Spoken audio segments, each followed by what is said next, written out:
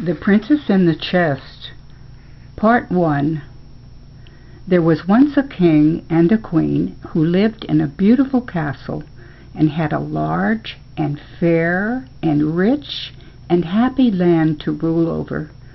From the very first they loved each other greatly and lived very happily together, but they had no heir. They had been married for 7 years, but had neither son nor daughter, and that was a great grief to both of them. More than once it happened that when the king was in a bad temper, he let it out on the poor queen, and said that here they were now getting old, and neither they nor the kingdom had an heir, and it was all her fault. This was hard to listen to, and she went and cried and vexed herself. Finally the king said to her one day, "This can't be borne any longer. I go about childless, and it's your fault. I am going on a journey, and shall be away for a year. If you have a child when I come back again, all will be well, and I shall love you beyond all measure, and never more say an angry word to you. But if the nest is just as empty when I come home, then I must part with you." After the king had set out on his journey, the queen went about in her loneliness and sorrowed and vexed herself more than ever. At last her maid said to her one day, "I think some help could be found if your majesty would seek it." Then she told about a wise old woman in that country who helped many in the same trouble as the queen, and could no doubt help the queen as well if she would send for her. The queen did so, and the wise woman came, and to her she confided her sorrow, that she was childless, and the king and his kingdom had no heir. The wise woman knew help for this. "Out in the king's garden," said she, "under the great oak that stands on the left hand, just as one goes out from the castle, is a little bush, rather brown than green, with hairy leaves and long spikes. On that bush there are just at this moment 3 buds. If your majesty goes out there alone, fasting, before sunrise, and takes the middle one of the 3 buds and eats it, then in 6 months you will bring a princess into the world. As soon as she is born, she must have a nurse whom I shall provide, and this nurse must live with the child in secluded part of the palace. No other person must visit the child. Neither the king nor the queen must see it until it is 14 years old, for that would cause great sorrow and misfortune." The queen rewarded the old woman richly, and next morning before the sun rose she was down in the garden, found at once the little bush with the 3 buds, plucked the middle one and ate it. It was sweet to taste, but afterwards was as bitter as gall. 6 months after this she brought into the world a little girl. There was a nurse in readiness whom the wise man had provided, and preparations were made for her living with the child quite alone in a secluded wing of the castle, looking out on the pleasure park. The queen did as the wise woman had told her. She gave up the child immediately, and the nurse took it and lived with it there. When the king came home and heard that a daughter had been born to him, he was of course very pleased and happy, and wanted to see her at once. The queen had then to tell him this much of the story, that it had been foretold that it would cause great sorrow and misfortune if either he or she got a sight of the child until it had completed its 14th year. This was a long time to wait. The king longed so much to get a sight of his daughter, and the queen no less than he. But she knew that it was not like other children, for it could speak immediately after it was born, and was as wise as older folk. This the nurse had told her, for with her the queen had a talk now and again, but there was no one else who had ever seen the princess. The queen had also seen what the wise woman could do, so she insisted strongly that her warning should be obeyed.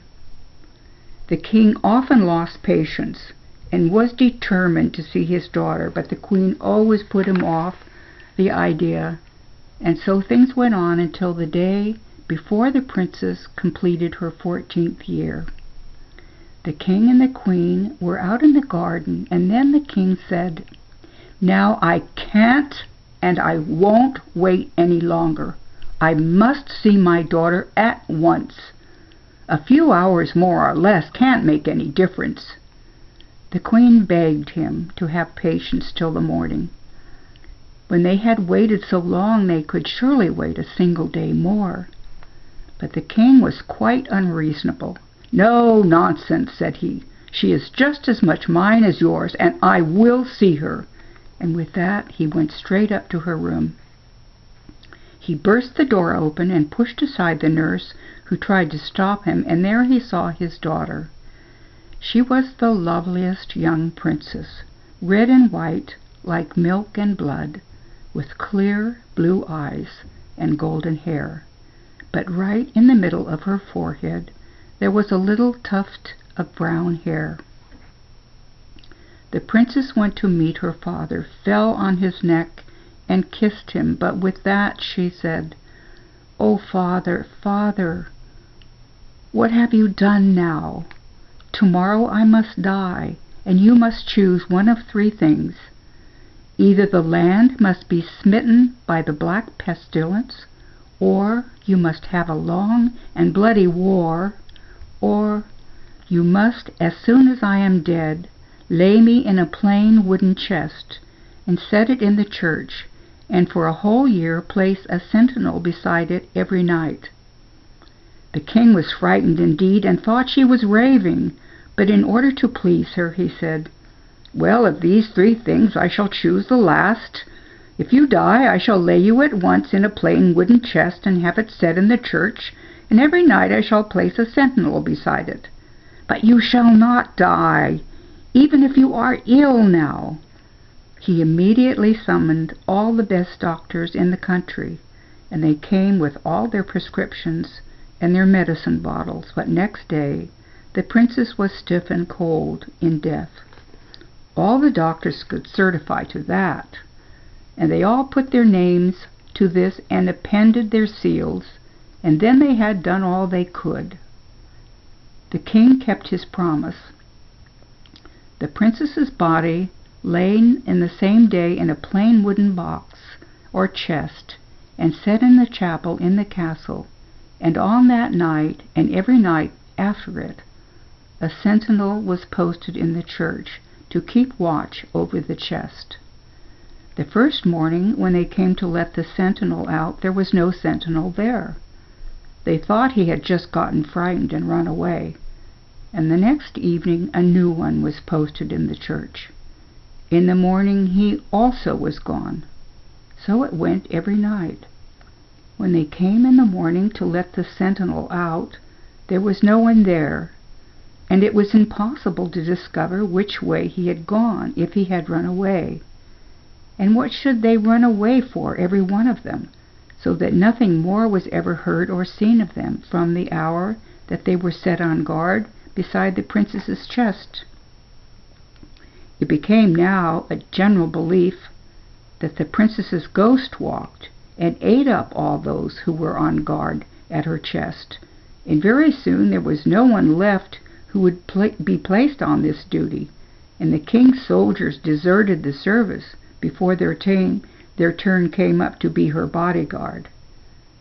The king then promised a large reward to the soldier who would volunteer for the post.